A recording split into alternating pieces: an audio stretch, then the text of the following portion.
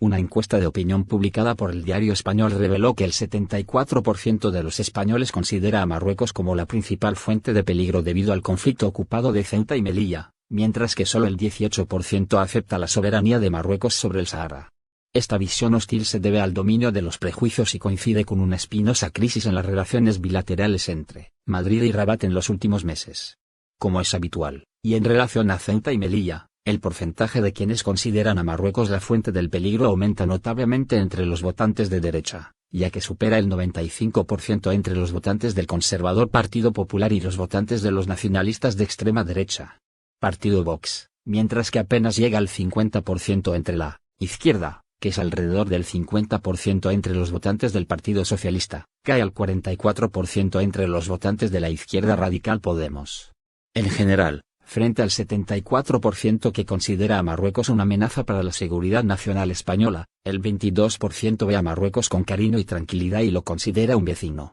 La sorpresa fue que solo el 18% de los españoles aceptó la soberanía de Marruecos sobre el Sahara, que es una cifra muy baja en comparación con las encuestas de opinión anteriores. La segunda sorpresa es que el 30% de los votantes de Podemos aceptan la soberanía de Marruecos, a pesar de que este partido está detrás de la mayoría de los votos. Las iniciativas a favor del Frente Polisario y la autodeterminación, en el Parlamento español y en los municipios. Si bien esta encuesta está incluida en las encuestas de opinión candentes, es decir, que se realizan en tiempos de crisis, no difiere mucho de las encuestas de opinión en tiempos tranquilos. La encuesta de opinión destaca la eterna hipótesis en el imaginario popular español de que los españoles siguen considerando a Marruecos como una fuente de peligro permanente por culpa de Ceuta y Melilla. Crisis sucesivas alimentan esta hipótesis, incluida la actual crisis entre Rabat y Madrid, una de las cuales es el asalto a la ciudad de Ceuta de más de 10.000 marroquíes a mediados del pasado mes de mayo, después de que Marruecos aboliera la vigilancia en las fronteras comunes.